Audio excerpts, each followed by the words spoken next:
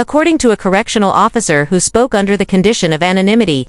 The suspects charged in Fulio's murder aren't just being held there, being strategically isolated. All 5 have been placed on protective watch, separated from each other and from the general jail population. The reason? Authorities are deeply concerned they could attempt to coordinate further violence or intimidate any potential witness who might be thinking about cooperating with prosecutors. And that concern isn't just theoretical, it's rooted in whispers of betrayal already beginning to unfold behind bars.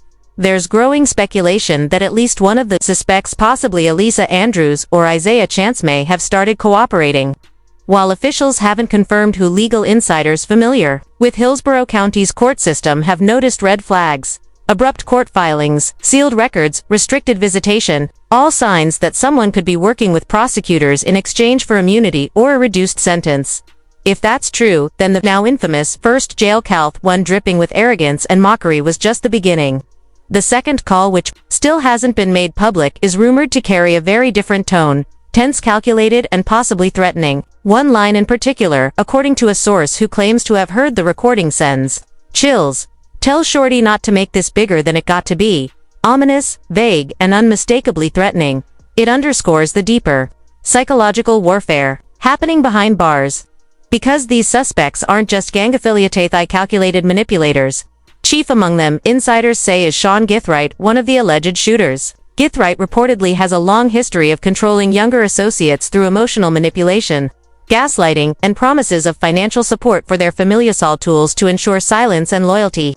He runs it like a mob, one jail insider revealed. Even from a cell, dudes are still scared of him. That fear might explain why someone like Andrews could hesitate to flip even when facing a murder charge. In these circles, loyalty isn't built on friendship, it's built on fear, control, and the unspoken threat that cooperating could put your loved ones in danger. But now prosecutors are turning the tables, using their own leverage to chip away at that silence and expose the truth. He actually caught HIV, like having a lot of women. Oh yeah, let's just go down the rabbit hole of all of his sins. I'm just saying. You want to know what's wild about that though? He faced that head up. He did. He didn't stop. And he didn't stop doing what he's done. He an advocate. Now he did that. And period. Listen to me. He faced that head up. How many dudes is running around undetectable? G. Come on. In the game. Man. Because I could tell you 20 right now that I could rattle off names, and wouldn't nobody be able to sue me. From there, the rumors exploded. People began digging deep into Diddy's past relationships and inner circle, asking the obvious: who else might be caught up in this? One name that kept surfacing was Usher. Fans quickly recalled how close the two once were with the new allegations surrounding Diddy. Old questions about their history came flooding back. When Usher was just 13, he lived with Diddy in New York for about a year, a detail that's raised eyebrows in the past but now feels even more unsettling in light of recent claims. Years later, during an interview on The Howard Stern Show, Usher opened up about that period, describing it as curious and saying he witnessed things that made him uncomfortable. He even admitted he would never let his own kids be in a similar situation. Those remarks, once brushed off as vague memories, are now being revisited with a far more serious lens. Fans are starting to wonder what really went on during that time. And Usher's name hasn't just come up because of his past, with Diddy has also been at the center of STI-related controversies himself. Usher has faced 3 separate lawsuits, from women claiming he transmitted herpes to them. While those cases involved herpes, not HIV, the overlap in context stirred up even more speculation. For fans already connecting dots between Diddy's rumored status and his past connections, the accusations against Usher only fanned the flames. Many began to wonder if Usher may have contracted more than just herpes during his time with Diddy. But the speculation didn't stop there. Once Jaguar Wright's bold claims hit the internet, even more names were dragged into the conversation. Celebrities who were close to Diddy or had worked with him behind the scenes. One of the most shocking names to resurface was Kim Porter. Though Kim Porter's death in 2018 was ruled as complications from pneumonia, quiet whispers about what really happened never fully went away. Now those whispers are getting louder. The latest rumor that her original autopsy report allegedly showed signs she was HIV positive. Some online sources claim that if the real report were ever leaked, it could be devastating for Diddy's already crumbling image. But things get even messier. Enter Craig Mackins, one of Diddy's breakout artists at Bad Boy Records. His story took a strange and tragic turn after he left the label. Insiders claimed Craig joined a religious cult and later passed away from complications related to AIDS in 2018. On the surface, it seemed like a sad but isolated incident. But now in the middle of all these swirling allegations about Diddy, people are re-examining Craig Mack's story and questioning whether there was more to his departure than just walking away from the music industry. While there's no hard proof linking Diddy to Craig Mack's health or death, the timing and circumstances have sparked fresh suspicion. Some now wonder whether people in Diddy's inner circle always knew something and chose to stay silent. Whether it was loyalty, fear, or alleged hush money, the theory is that the truth was buried a long time ago. And speaking of hush money, there are now rumors that Diddy's team has allegedly spent large sums to keep these types of stories from ever reaching the surface. Word on the street is that certain artists may have accepted payouts to stay quieter to protect Diddy's image. The names being thrown around: YK, Osiris, French Montana, and Meek Mill. If you've been following this saga, those names probably don't surprise you. They've all been seen moving closely with Diddy at one point or another. For example, fans couldn't help but bring up Lil Rod's explosive claims about an alleged affair between Diddy and a well-known Philly rapper who once dated Nicki Minaj, immediately pointing the spotlight on Meek Mill.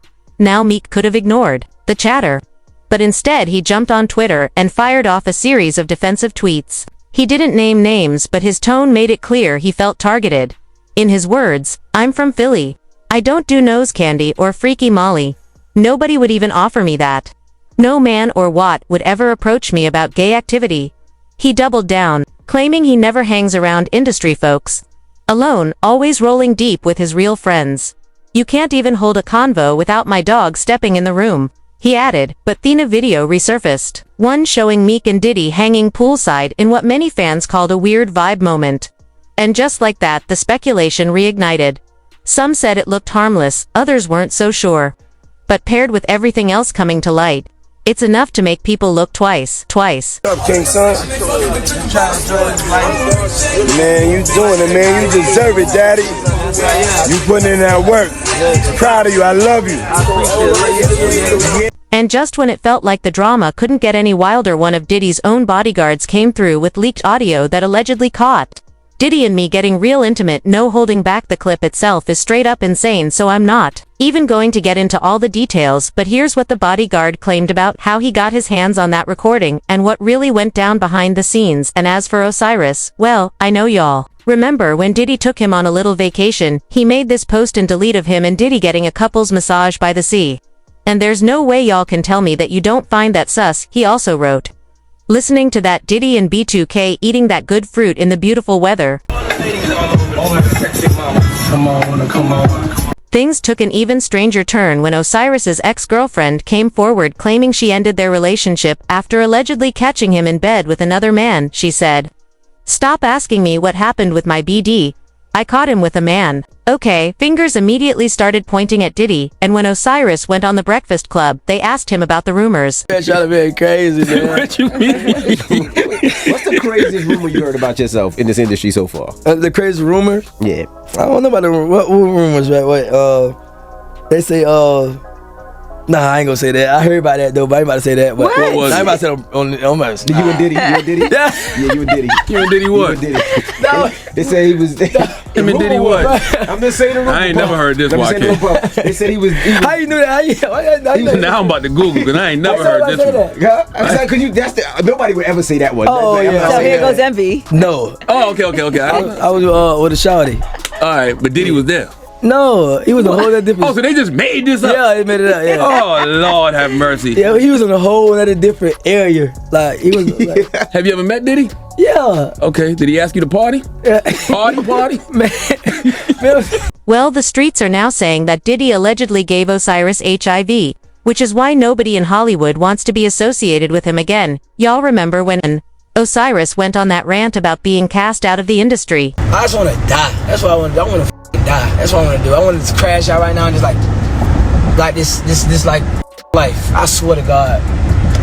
I had to take a ride, bro. Get out my house because the demons are trying to attack me, bro. Like it's bad. Y'all keep using that Drake, huh? Drake don't me either. Me and Drake don't talk.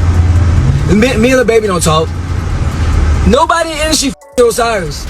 Nobody, so don't keep using that with me. Like, Yeah, it's all starting to come together now, and at this point, it seems like Diddy has a lot more victims than we thought at first. If these people really got infected through him, it might mean that we're going to see even more lawsuits in the future, and going by Usher's own herpes lawsuits, things are probably not going to go in his favor. But in the meantime, drop your thoughts in the comments, then check out this next video.